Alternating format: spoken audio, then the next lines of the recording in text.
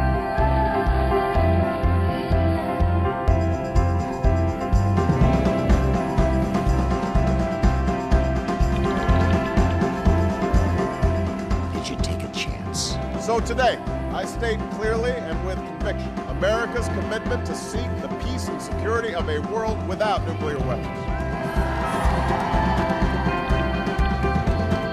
Did you stand up against our greatest threat?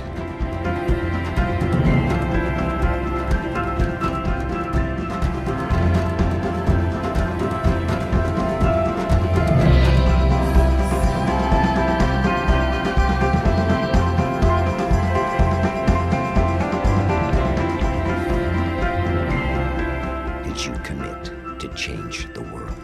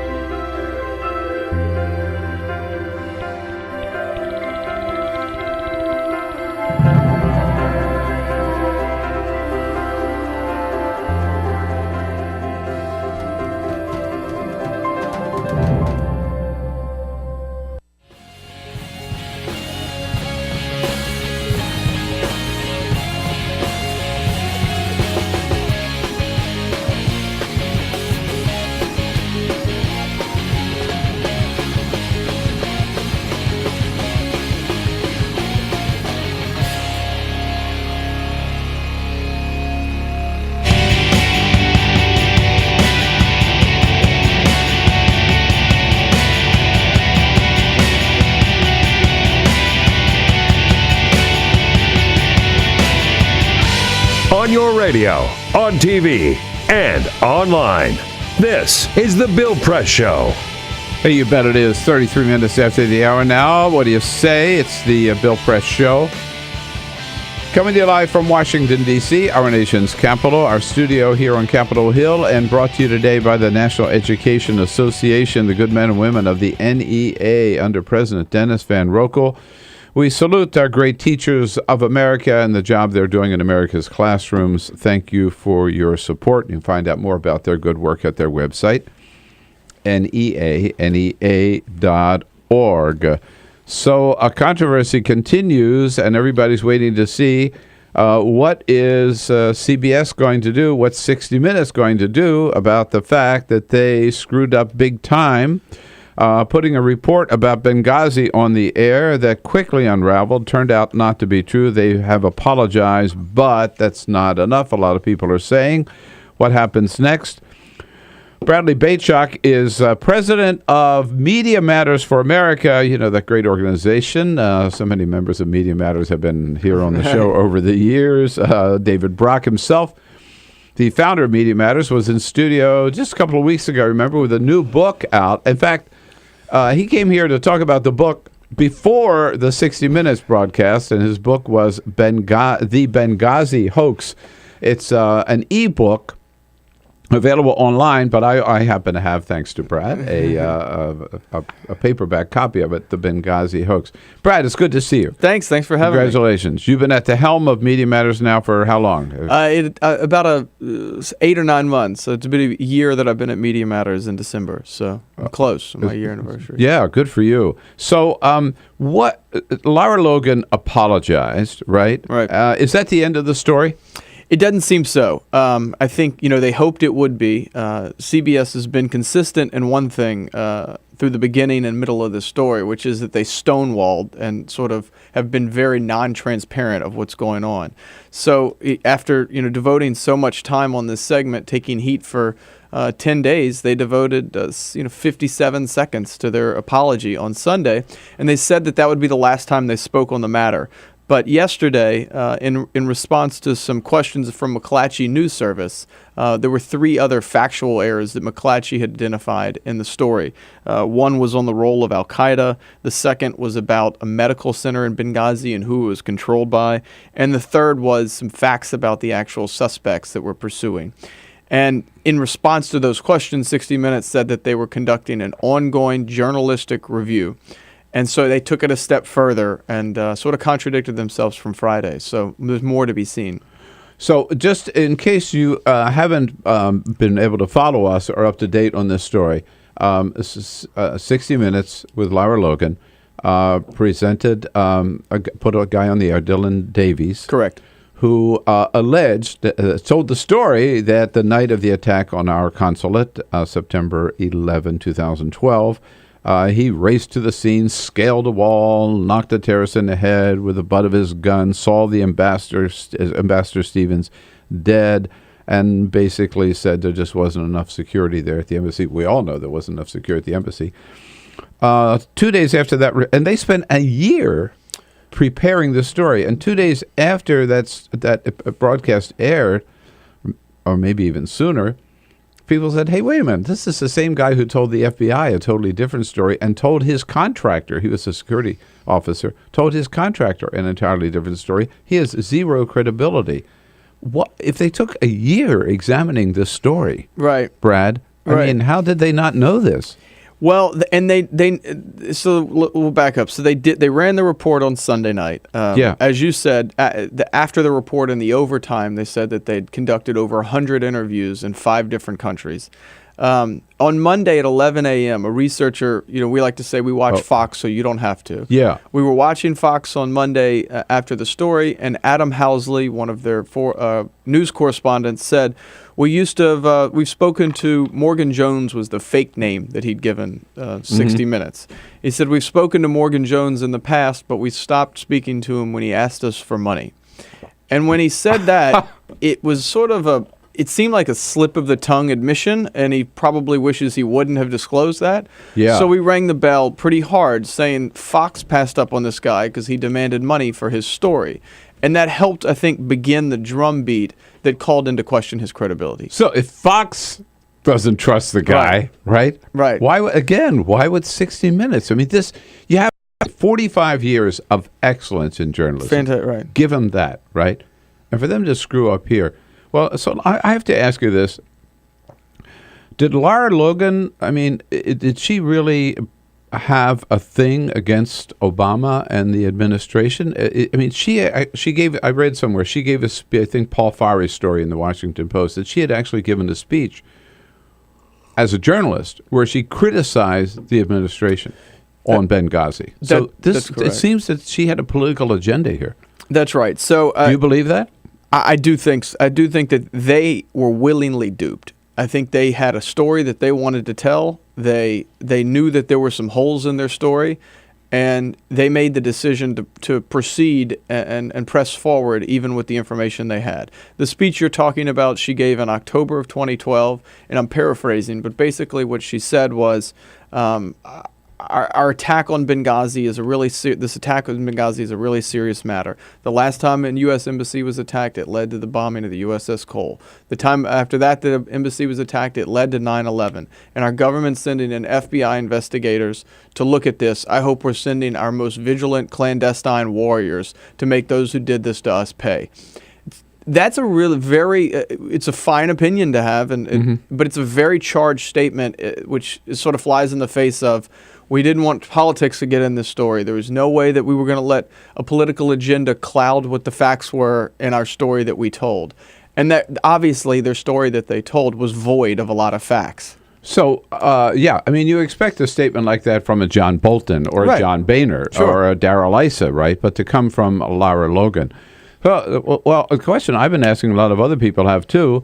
The only other time that CBS got in, that 60 Minutes got in a little hot water was back in 2004, was it? 2004 with Dan Rather and his story about George Bush's service in the National Guard. In that case, the story was true, but the documents that he used were forged. He lost his job. Why does Lara Logan still have a job, or should she? So I think in 2004, we're asking that they follow the 2004 precedent of what they've done when they've made a mistake. Jeff Fager, the chairman of CBS News and the executive producer of 60 Minutes, last Thursday said that this was the biggest black eye that they'd had in the show's history. If that's the case, then in 2004, they released a 220-page report.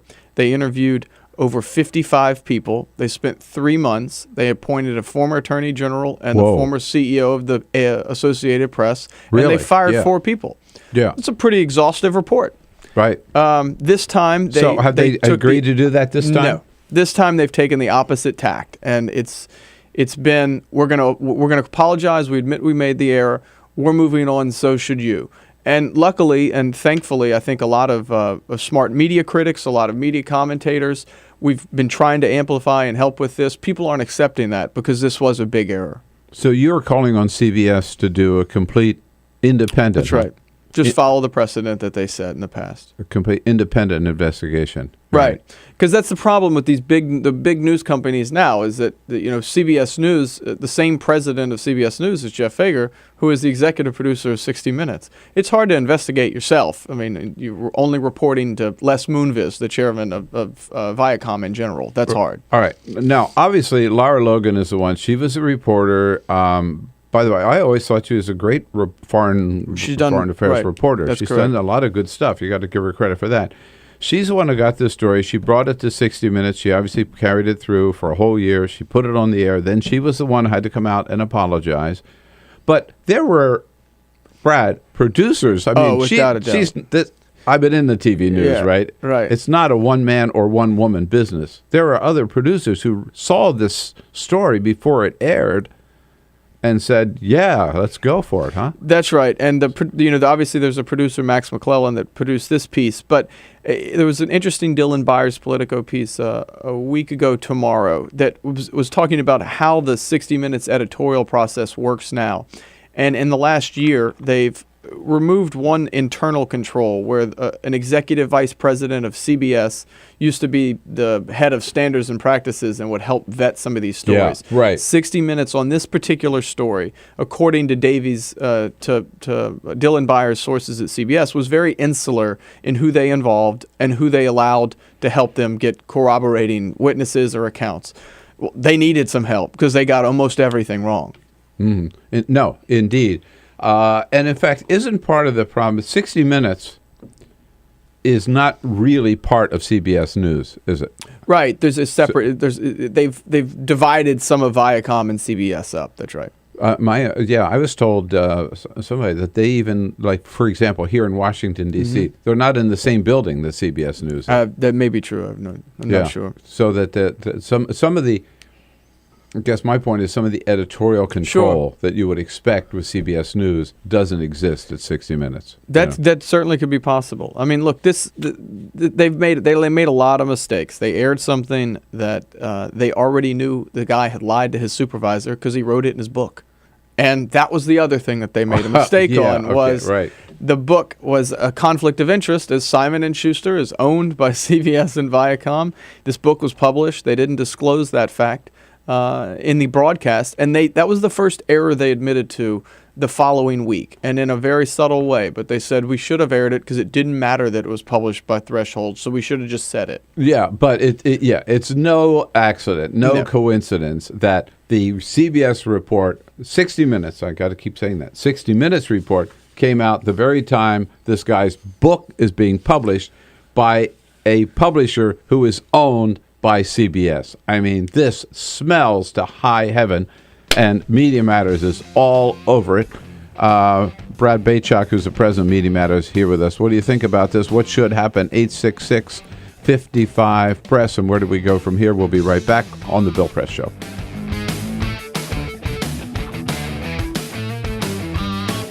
This is The Bill Press Show. This is my computer. This is your computer. Let's go on the internet. Let's go. Click it. Yes. Okay. I cursor in between the R and the E. Pressing dot, I want you to just push the period. She's gonna love me all over again. That's it. Jamaica, here you go. Here we go. Good job. Thank you. Thank you. And I did it by myself. Feel smarter. So, I'm kind of new here, but I've noticed a trend. My human does this funny thing where she goes around and gets all my toys, and then she hides them in that basket by the door. But it's always the same basket, and it's always in the same place. And then she acts so surprised when I find them, but, she's putting them in the same basket. Again. It's like, hello, that's where you put it last time. You were the worst at hide and go seek.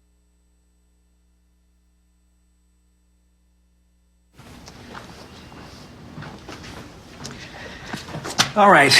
I know this isn't any fun to talk about, but we should. Okay. So who's going to do what?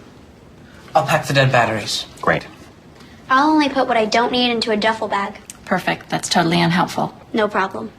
Meanwhile, I will try to comfort everyone by speaking in a calm voice. And I'll try to get the generator going without any gas. Oh, let's not forget the cell phones, which probably won't work. Right. And who is going to handle supplies? I can forget to do a list for us. Thanks, pal. Well, I think we couldn't be any less prepared. I'm proud of you guys.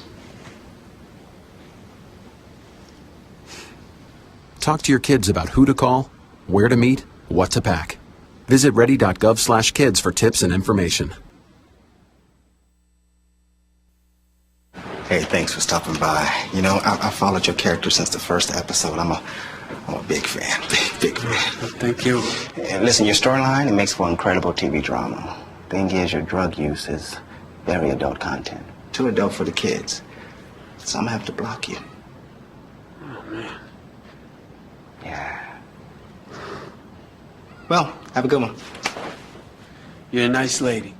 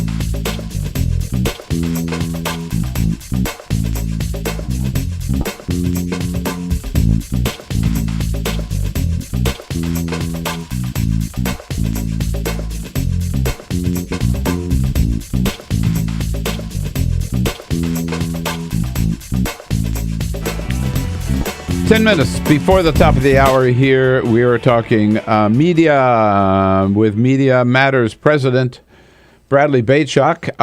And Media Matters, you know, I've told you before, for a long, long time, we suffered because we did not have a good media watchdog on our side here in Washington, D.C.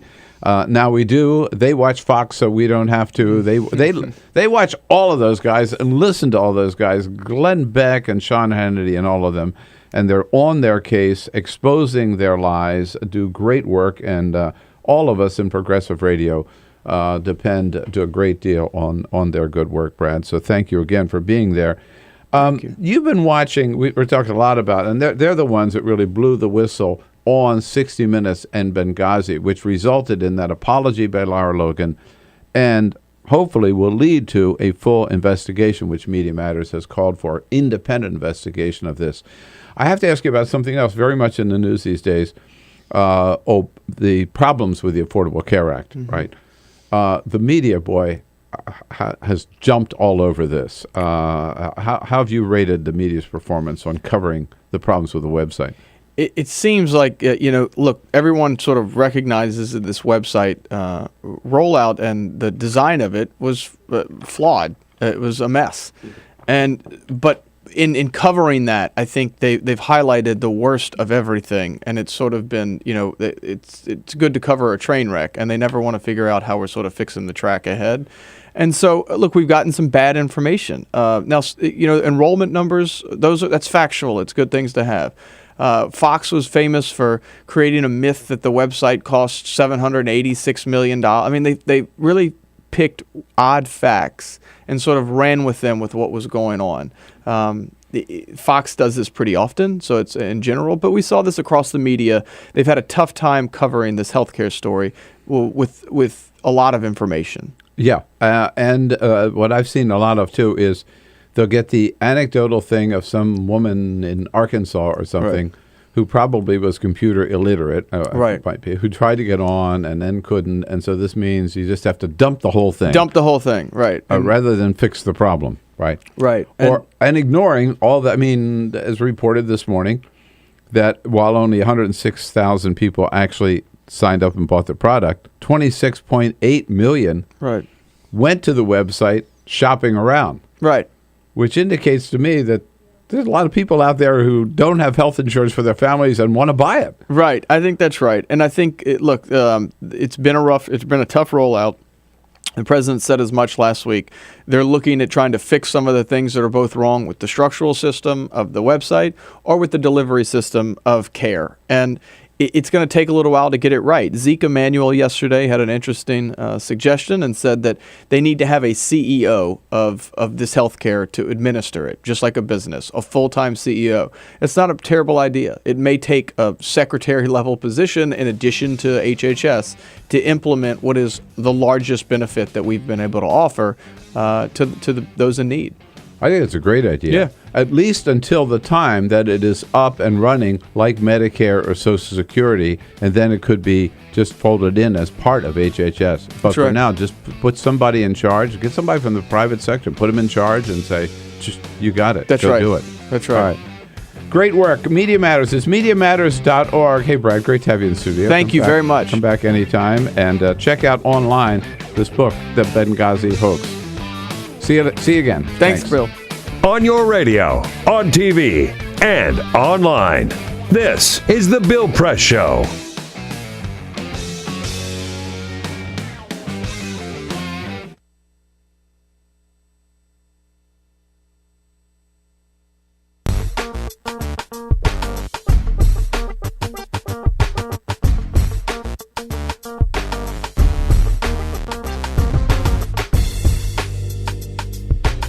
Well, what do you know?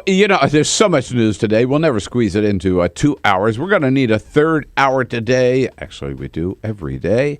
But we're going to lose you on Free Speech TV. So, make the big move over to TawkrTV, youtube.com/TawkrTV. Spell it, TAWKRTV. And in the next hour, Chris Moody from Yahoo News will be here as a friend of Bill. And we'll be joined by Jess McIntosh from Emily's List, all about the move to elect a woman as the next president of the United States.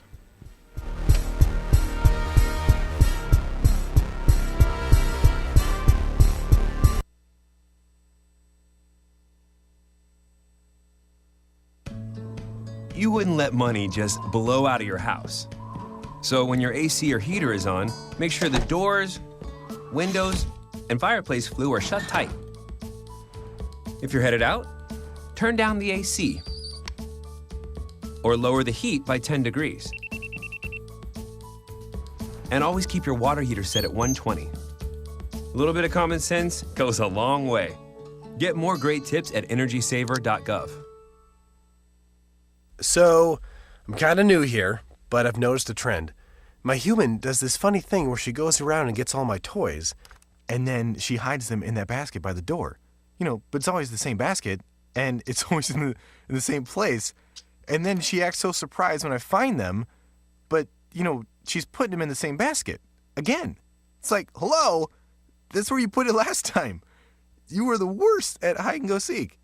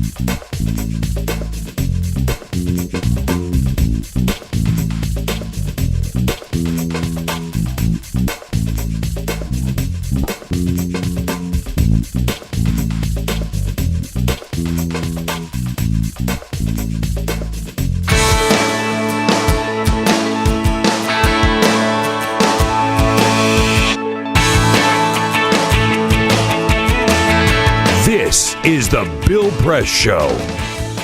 In the next hour here on the Bill Press Show, Chris Moody will be here from Yahoo News as a friend of Bill, and then we'll be joined by Jess McIntosh from Emily's List. President Obama on the road today after he gets a daily briefing with the Vice President at the White House. He will be heading out to Cleveland, Ohio, where he will be speaking about jobs and the economy. Ohio, important state, and a key state. And then he will be hopping on a plane to another key state, the Keystone State of Pennsylvania, in the Philadelphia area, where he'll be speaking tonight at a fundraiser at a private home for the Democratic Senate Campaign Committee, all about raising money to protect and re-elect the Democratic senators and maybe elect a couple of new ones. Back at the White House tonight at 10 o'clock. Jay Carney will be meeting with the White House reporters on Air Force One, so no briefing at the White House today. We'll come back, continue our conversation. Stay with us here on The Bill Press Show. This is The Bill Press Show.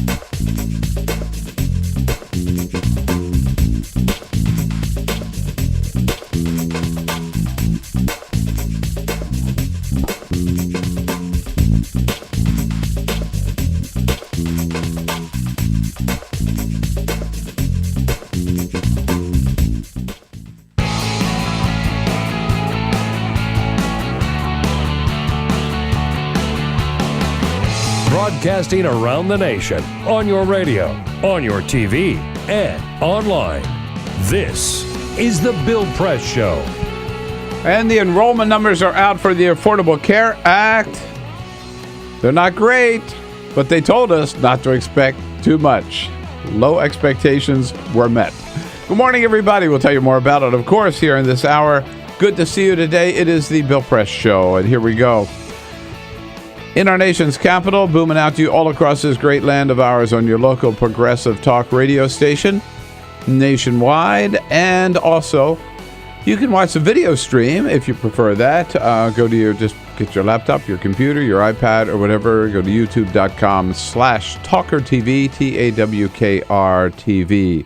So, isn't that how everybody spells Talker? Great to see you today again. It's Thursday, November 14. Lots going on here in our nation's capital, around the country, around the globe. We'll tell you all about it, give you a chance to sound off about it at 866-55-PRESS. Love to hear from you anytime on any topic, and there is always a seat at the table for you. One of those seats at the table taken this hour, however, by a good friend here for the entire hour as a friend of Bill, FOB. Chris Moody, it covers the Congress, it covers Washington, D.C., the White House, whatever. Political reporter for Yahoo News. Hey, Chris. I'm usually an SOB, so it's great to be an FOB. Thank you for having me. Well, you are an SOB, FOB, or FOB, SOB, right? I'll take it. We take all kinds. Yeah. Peter Ogburn here leading the team. Good morning, Hey.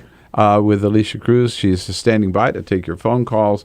And Cyprian Boulding keeps us looking good on the video cam. And, Chris, it's once again, Canada has just put the United States to shame. I mean, they have a politician who's just more colorful than anybody we have at the moment, right? I'm proud of Canada because I've spent the past 25 years or so not thinking anything of Canada, and I've spent the past month thinking only of Canada. Thanks to Rob Ford, Thanks to Rob Ford, the colorful mayor. I've wondered, I know he's in a lot of trouble, he's in a lot of heat in Canada, but does he know how beloved he is on the internet? He's like Kim Jong-un in a way, where he's just absolutely famous on the internet and loved, but probably at home feeling really nervous about things. Yeah, so he ought to take the global perspective here, right? He should. I think he should watch some of the gifts, appreciate them, and know that he's loved. Reminds me of that great Monty Python, always think on the bright side of life. Yeah, right? that's right. Yeah, that's right. exactly. Come on, Rob, look up. Things are looking up.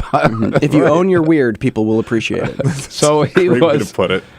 He had a little confrontation with the city council yesterday. First time since he got in trouble, appeared before the city council, and they were not too happy with him, but he insisted again that while he may have done wrong, he is not going anywhere. And I have one of the best attendance records ever.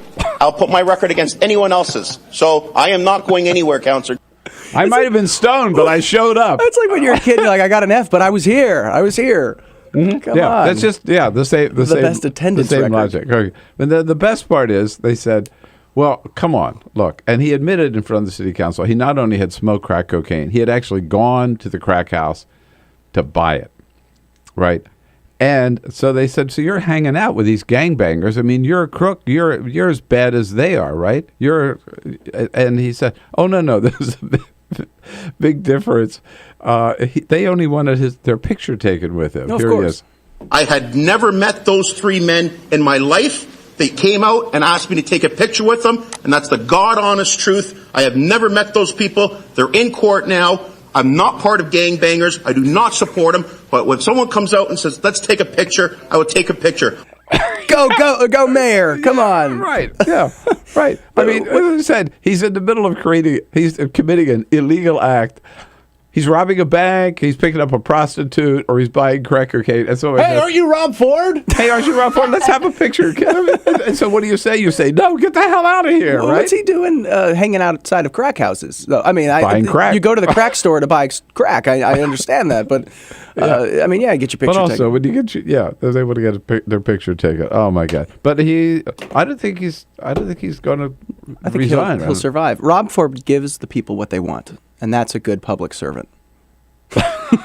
And sometimes he does crack. Well, you know what? That's right. Hey, we're used to it here in the District of Columbia. That's right, man. But we had a reporter on last week from the Toronto Star or whatever it is, and they said actually the city is doing well. The economy's booming. Jobs are up. People are happy. Potholes are getting filled. For the first he's time, doing pot now too. for the first time, a politician actually wants you to look at their record. This is a first. Right. And it's, don't look at the crack. Look at my record. So Chris Moody here for the first for the entire hour as a friend of Bill. We'll be joined by Jess McIntosh from Emily's List to get the update on their effort to elect a woman as the next president of the United States. It's about time. But first, these get the big stories of the day, as if Rob Ford's not a big enough story. Yeah, that is the big story, but there are a few other things making news. This could explain the He makes ear Chris Christie Christie look tiny, by the way. That is true. Yeah. That is true. This could explain the ear biting. Former boxer Mike Tyson has a new tell-all book, and he pulls no punches in the stories he spills about his life. One shocking revelation is that he got so carried away with drugs and alcohol while he was at the peak of his career, he would fight some of his major bouts while high on cocaine.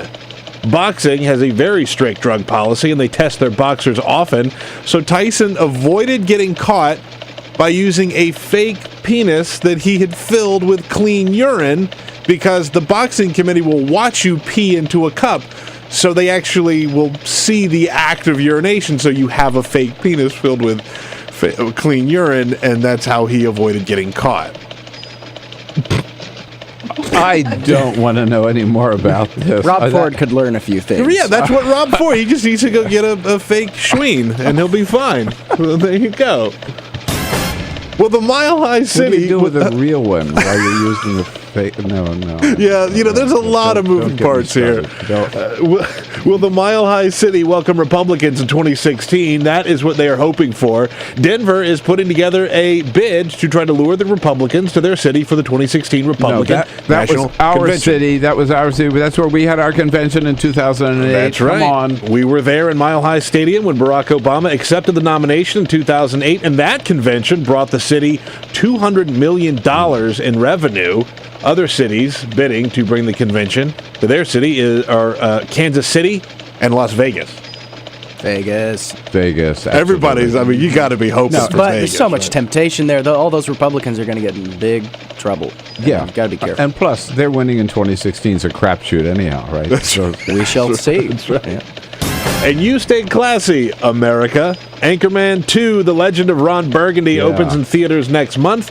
But visitors to the museum right here in Washington, D.C. will get a look at the movie with a special exhibit that has some fun with TV newscasts from the 1970s, while also showcasing some artifacts from the original film. This exhibit shows that in the 1970s, TV news really evolved from being a central one person delivering the news to a team of people, sports, weather, and all that.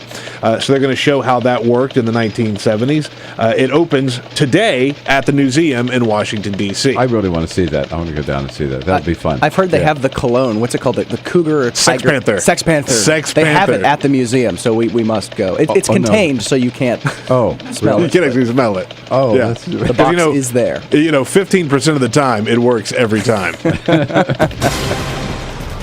Can't wait.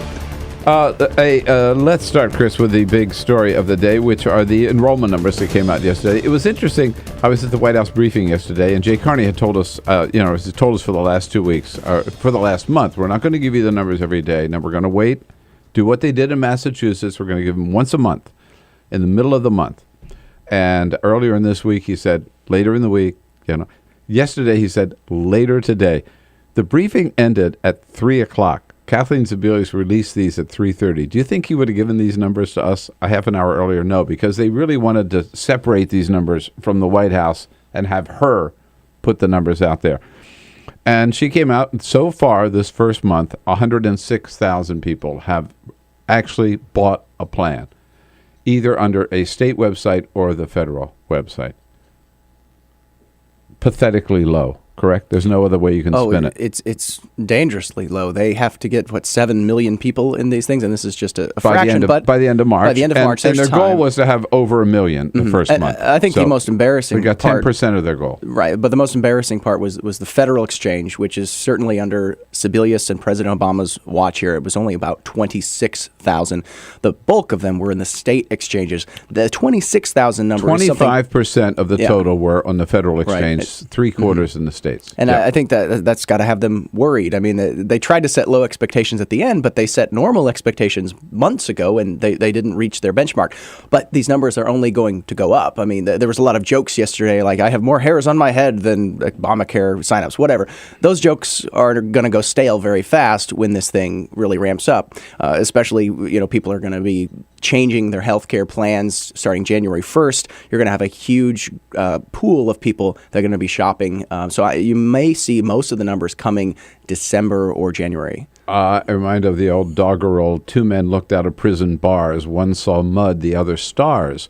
So if you look at the mud, it's 106,000. If you look at the stars, there are other numbers that are promising in that 26. Well, Peter, let's have Kathleen Sebelius tell us how many people actually checked out the website.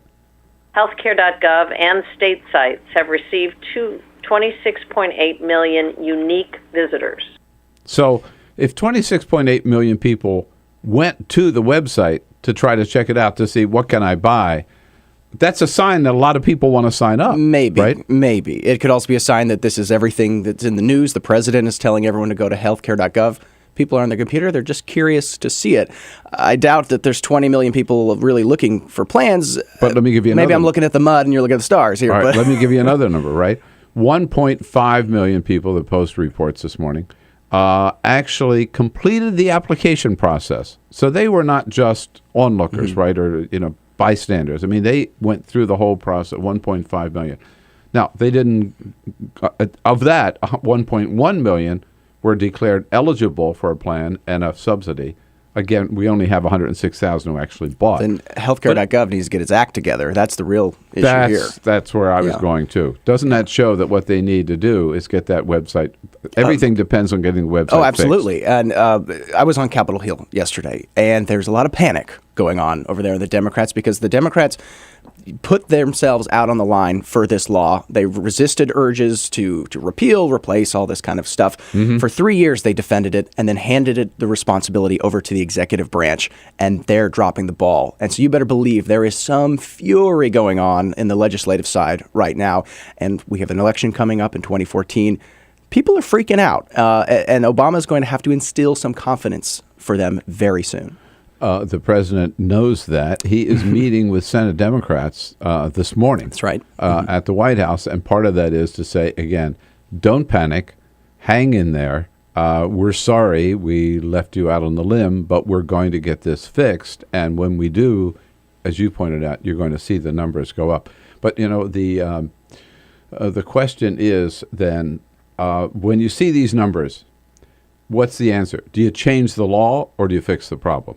And I think you're right. Some Democrats, I believe, are panicking, saying, oh, no, we got to change the law. We got to change the law. If you change this law, God knows what else Republicans will put on that legislation. Well, right? it's interesting because some of the Democratic proposals to change it could completely undermine the law. If you, which is why the White House won't support them. All right. I mean, Obama said if you like your healthcare plan, you can keep it, and that was baloney. It was just completely not true. The problem is, if people can keep their health care plan, that removes millions of people out of the possibility of enrolling in the exchanges, and just you don't have a very good pool for health care insurance, and this could be really troublesome. Plus, it leaves people with crappy plans. Those plans that they had to drop. Some were crappy, some were not, of course, but you're going to see this.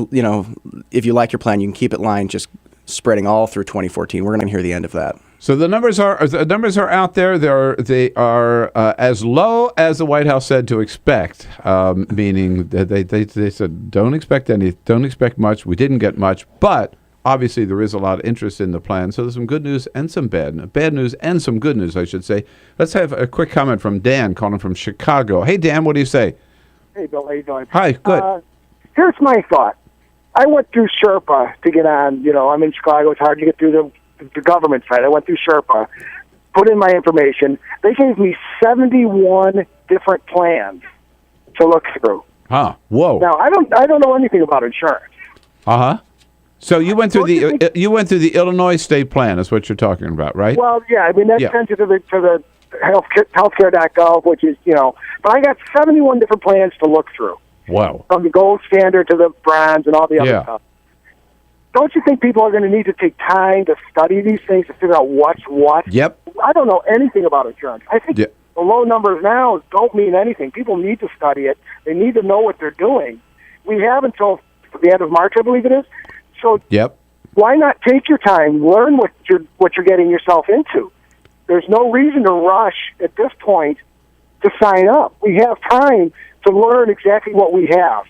And no, that's a good point. And a couple of other callers earlier in the program, Dan, made that same point. I appreciate the call very much, Dan, out on WCPT in Chicago. That is true, Chris, right? In shopping, people are going to... Dan makes an excellent point. The thing is, he's right. People don't know anything about insurance, and maybe this will be an opportunity for people to get more in tune with their plans. And when you go on, you got to be overwhelmed by it at first, right? Mm-hmm. And you, like in buying anything that costs a lot of money. This is a big deal. Mm-hmm. And so you look at your options, and then you wait. We had a woman this morning who had gone all the way through the process. She knew exactly what she wanted to buy. And she said, but you know what? The holidays are coming. So I'm going to get through the holidays first, and then I know what I'm going to buy, and I'm going to buy it before when I have to. Well, the government is mandating that she does, so she has very little choice at the end of the day. But meaning, again, the numbers are going to go up. Chris Moody here for Yahoo News. Yahoo News. It is news.yahoo.com. Is that it? That's right. News.yahoo.com. We'll be right back. On your radio, on TV, and online. This is The Bill Press Show.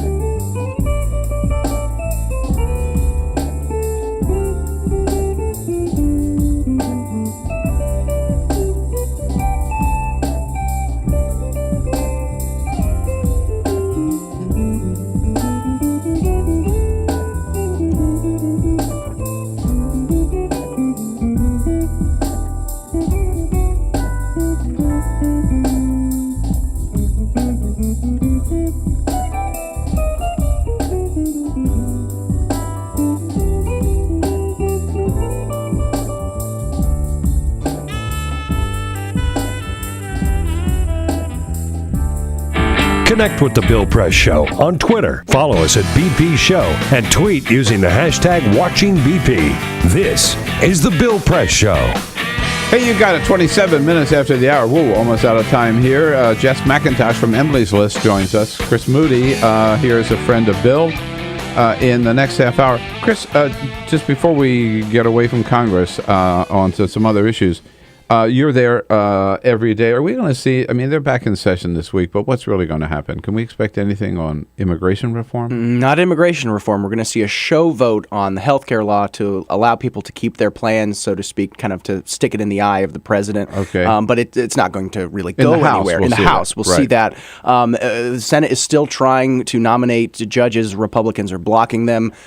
No immigration reform by Christmas, probably not. Definitely not a comprehensive bill as people think of it. So we're just going to roll right into the holidays, and before you know it, it will be 2014. All right, we have a budget conference committee which is supposed to report by December 13. We do. They met yesterday. I didn't see anything about it. It's not a very sexy story, but they are keeping expectations very low. Look, again, they're trying to just pass a budget. It's like the lowest common denominator of what Congress should do.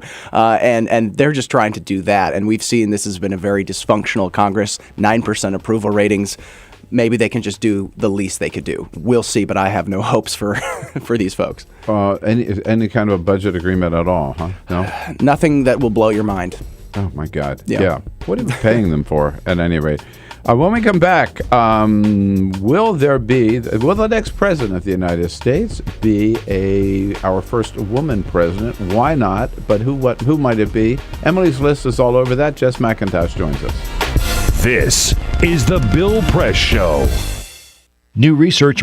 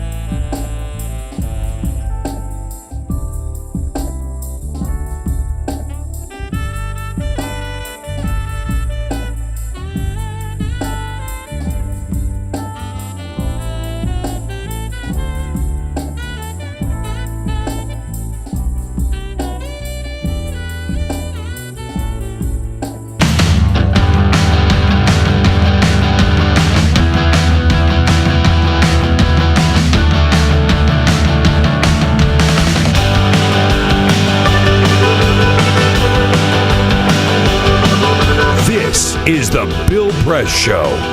Here we go now, 33 minutes after the hour, the Bill Press Show, live in our nation's capital, in our studio on Capitol Hill. And we are booming out to you, of course, coast to coast on your local progressive talk radio station. Chris Moody is in studio with us this entire hour as a friend of Bill from Yahoo News. And Chris, one of the big stories of the week, of course, has been the Hillary Clinton boomlet, matched by maybe the budding Elizabeth Warren boomlet. I see it all in the context of a project called Madam President, launched by Emily's List. Great organization, by the way. There are a lot of powerful political forces in this country. I don't think there's any more powerful than Emily's List. Now 3 million strong. There for the purpose of electing pro-choice women to governor or the United States Senate or the United States Congress. Jess McIntosh is communications director of Emily's List. Thanks for having me. Big army here. Yes, we do. We hit, and what's really exciting about it is that we hit 3. So we ended the 2012 cycle, which was, of course, huge for women candidates, issues, voters. We ended that some cycle. Real victories there. Yes. Big victories. Yep. With 2 million members, and then we added 1 million in the off year.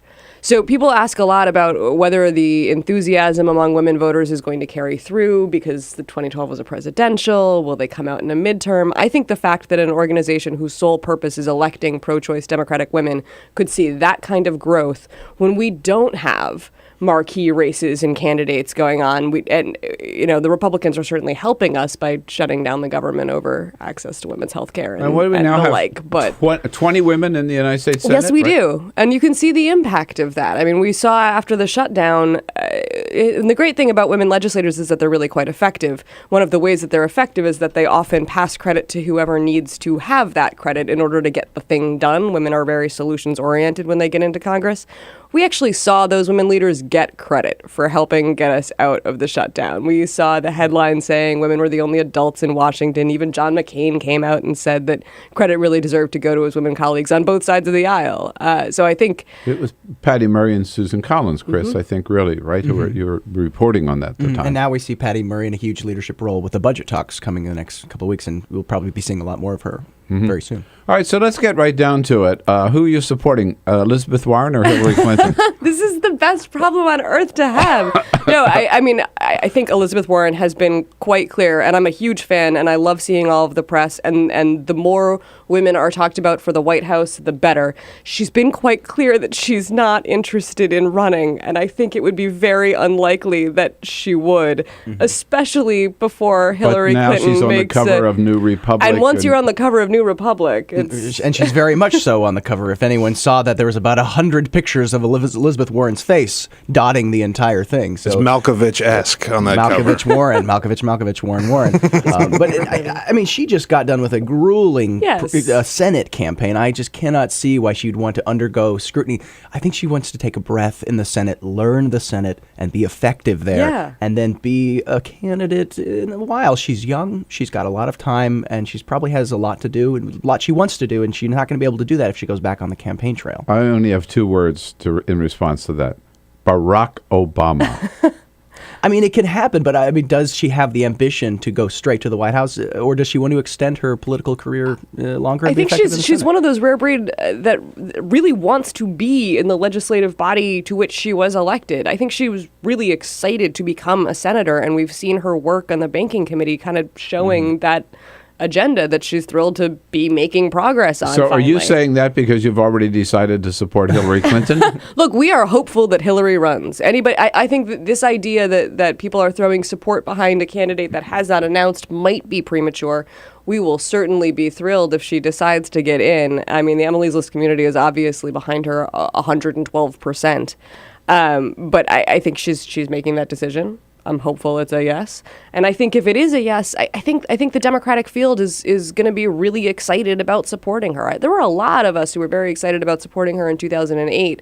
And I think that since that time, she has only expanded that base of people who want to see her do this. And I do think that the country is in a different place vis-a-vis women's leadership than we were 8 years ago. We've talked about this before. Do you think that other Democratic women like Amy Klobuchar or Elizabeth Warren or, you name it, ought to just get out of the way because Hillary decides to run? Right now, I mean, I think Hillary is so far ahead of the Democratic field, male and female. I want to make sure that we're being realistic, which is that I don't think that those names you mentioned will get in if Hillary gets in. I also don't want women talked about in a different category than men. We still talk about O'Malley and Cuomo, even though we are talking about Hillary Clinton. So fine, let's talk about Elizabeth Warren and Amy Klobuchar and Kirsten Gillibrand too. That doesn't change that I think it is very unlikely that they will challenge her if she decides to get in. And people are waiting to see what's going to happen. Yes. I was in Iowa over the summer talking to a bunch of Democrats there, and they just said, man, it is eerily quiet here in Iowa. Meanwhile, Republicans are crisscrossing the state, guys like Rand Paul, all these guys.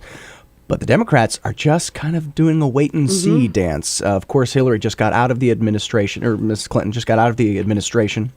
She doesn't want to be challenging the president or appearing to do so. There's a Democratic president right now, but it is very quiet. Now, I've heard that there is some behind-the-scenes stuff happening that they don't want people to know about necessarily publicly, but no one is giving major big speeches or making a big noise in Des Moines right now. If it's Hillary, she doesn't need to do that work to make herself known in Des Moines. She should wait as long as possible, keep everyone from doing all the fundraising that they would need to do, and then she can just jump in. Her operation has been there since, 2006, 2007. She just has to turn on a switch, comes right up, and she's got it. I hope they've fine-tuned it a little bit since 2008. Yeah. There are other important races. Women are leading candidates that we should talk about, too. You mean ones that aren't 3 years away?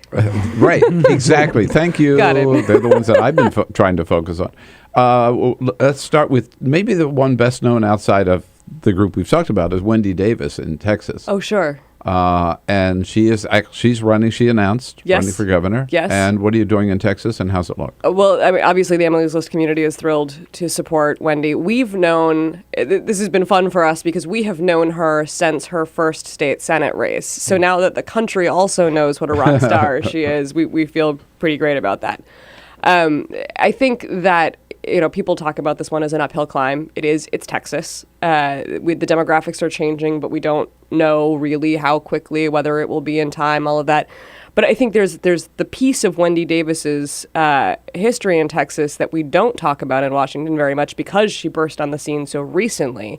She held the only swing district in the Texas states. Texas is so gerrymandered that districts are reliably Republican or Democrat, and that is all there is to it in Texas. She's got the only one that is a swing seat. Independents, moderates, and Republicans have been voting for Wendy Davis since 2008, since she won. And she's been known as a workhorse on education issues. That there's a lot more to her than what people saw when she burst onto the national scene. And I think Texas already knows and likes her very much. So I'm really curious to see this one play out. Have you noticed she doesn't? I mean, she burst on the scene on the abortion issue. That was what she was known for, I think, in the minds of a lot of Americans. Maybe not non-Texans. Yes, exactly. So that's what a lot of think.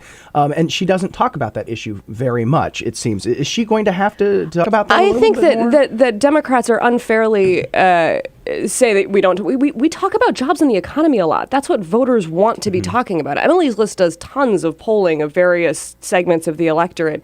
And the issues that they want prioritized are workplace issues, are economic issues, are pocketbook issues. So to the extent that access to reproductive health care and birth control is an economic issue, we talk about that. But I think it's this Republican obsession with the social issues, with abortion, with contraceptives, that really is alienating voters, because not only are they wrong on that issue, they're prioritizing the wrong issue altogether. So I think she's absolutely right to focus on the issues that the people she's asking for their votes want to see their leaders focus on. We haven't had a Democratic governor of Texas since another great woman governor, the great Ann Richards.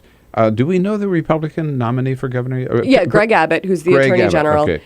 I'm not actually entirely sure if that field is set, but everybody talks about him as the front runner. There might be another one jumping in. The other race that's getting a lot of attention, quickly before we break here, is Kentucky, up against Mitch McConnell, Allison Lundergan Grimes, the we got to do something about. Why does she have to use that middle name? Allison Grimes, isn't that That's good enough? That's a good politician name. Yeah, but I think it's an old Kentucky name. I think is why she keeps the Lundergan. All right, it's her choice, not mine. Last poll I saw, she was actually either tied or up ahead. I think of Mitch McConnell a little bit. And I'm skeptical of ones that suggest that it's that close right now. But she is the best candidate. She is 34 years old. She's a very popular Secretary of State. She offers the clearest contrast with Mitch McConnell, who just, I mean, she's Kentucky and he's Washington. She's young and he's old. She's new and he's everything that's wrong with Congress is literally embodied by Mitch McConnell. I mean, Republicans in Kentucky do not want to vote to reelect Mitch McConnell. I'm not sure that they'll switch and vote for the Democrat, but there is such dissatisfaction with the job that he's doing, and she's dynamic and she's making the case, and I want to see her go for another year. I met a woman at a gathering I was at the other day, a woman from Kentucky, a Republican from Kentucky, who just said that, right? She said, I voted for Mitch McConnell like all my life. I mean, can I vote for somebody new this year? I mean, it was her feeling about it. Well, we know from the numbers, from the money spent, that McConnell is nervous. He's looking at Bevin on the right, and he's looking at Allison Lundergan Grimes on the left. And so he knows he's kind of in the hot seat here. The one asset he really has, though, is the same thing Harry Reid had back in 2010, and that's he's the top guy in the Senate, the top Republican. And he can say, look, if you put in someone new who's 34 years old, who has no experience, they're not going to bring home the goods. And that's what actually he's telling everyone. Especially, I did a story at Yahoo News the other day about tobacco industry, that the Kentucky tobacco is threatened by a new European Union rules right now, and McConnell's telling him, look, I can save tobacco in Kentucky and ALG can't. And so that's his big argument. Whether it works, we'll see. I think ALG meaning Allison Lundergan the Grimes. reporter's nickname for Allison Lundergan. What rhymes Grimes. with Allison Lundergan Grimes? What rhymes with hug me? I don't know. It's a mystery. All right, we've got a great team here in studio with us. Chris Moody from Yahoo News, Jess McIntosh from Emily's List. Join the crowd, join the fun at 866-55-PRESS. This is the Bill Press Show.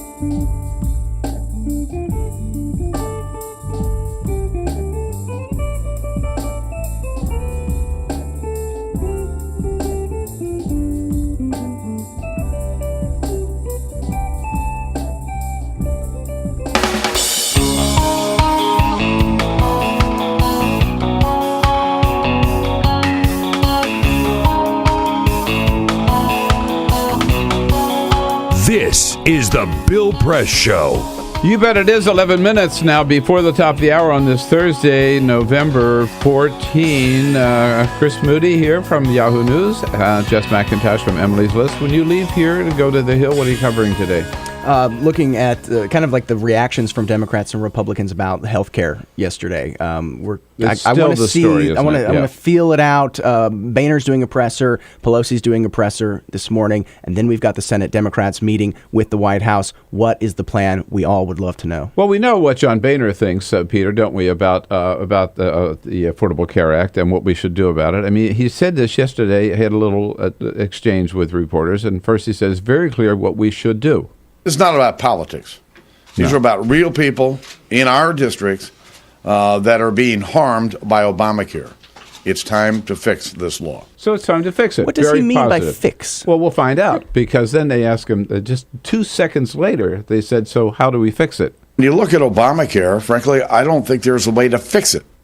That was in the same press conference? Yeah. Yes. No, almost in the same breath. And McConnell... We've got to fix it. And then he turns around and says, I don't think there's a way to fix it. He's been saying that for weeks. It's so interesting. He does that. And Mitch McConnell did the same thing at a presser. I think it was John Thune came before him, I think, and said, we need to fix it. And McConnell said, we can't fix it. So I'm not sure. Maybe that's polling language that's working really well for them. But the truth is, they can't decide between the two. They both work well. They're they put two Starbucks across the street, see which one does better. Right. They don't want Obamacare. They don't like it, but they have zero idea about what to do in place of it, and they've never put anything forward at all. But I want to come back. Well, they have. I mean, I don't know, not something that can pass or that has been through the committees. Right. But come on, they have their own plans. But I don't know how serious they are. Okay. When I say they haven't put anything forward, I you need assume some we're pushback. talking about something serious. I want to come back to issues where it's an interesting phenomenon on the Hill right now, on the important issue of sexual assaults in the military, which is a real scandal, the numbers.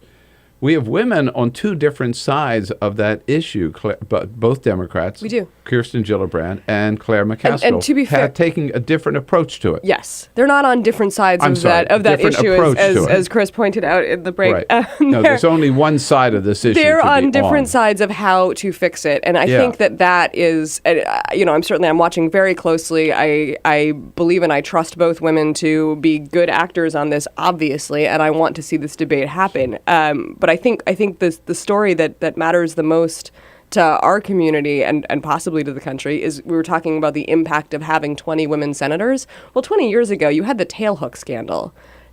All this military sex assault came to light. It was a real horrific revelation, and exactly nothing happened. I mean, nothing changed. Possibly reporting got better, but nothing was done to curb this. This year, we have 20 women in the Senate. And we are going to, regardless of whose solution winds up being adopted, we are going to have the most sweeping reforms in history to stop this. It is so important that we have varying perspectives represented at the leadership table. And when we have women who have been there long enough to have attained some seniority, who are able to actually put their ideas forward, it's an incredible thing to see the difference in this debate now and before. Kirsten Gillibrand, Senator, wants to take it out of the military chain of command. Yes. Claire McCaskill wants to reform it and end it, but leave it in the military chain of command. They are both, you work with them, Chris, and see them, they're both forces of nature, man. I wouldn't know who to bet on that contest, I mean, right? It's a battle for a good end, no matter which route you're taking, of course. So it's a good fight that needs to be debated, and it's something that needs to be talked about. And maybe even the appearance of conflict will give people more reason to cover it and put the issue higher up. I mean, it's just something that I think should be talked about a lot more. They have the hearings, and it goes up in the media for a couple days. But a debate about a solution will be good. I think a good thing. And it's been neat to see it break down not along partisan lines, not along male-female lines. We've got Murkowski on the side of Gillibrand. It's been just a fascinating debate to watch. It's nice to see one in Washington where everybody seems to legitimately want to find a solution and work together to do it. Yeah, and the end result, debate. Yes, believe it or not, the end result is going to be a good thing here and good movement forward. You both have important work to do. We'll let you get to it. Thank you so much, Chris, for being here the whole hour. Thank you. Great fun. Come back anytime. Jess McIntosh, love you and love having you in the show. Thank you so much. All right, I'll be back with today's parting shot. This is the Bill Press Show.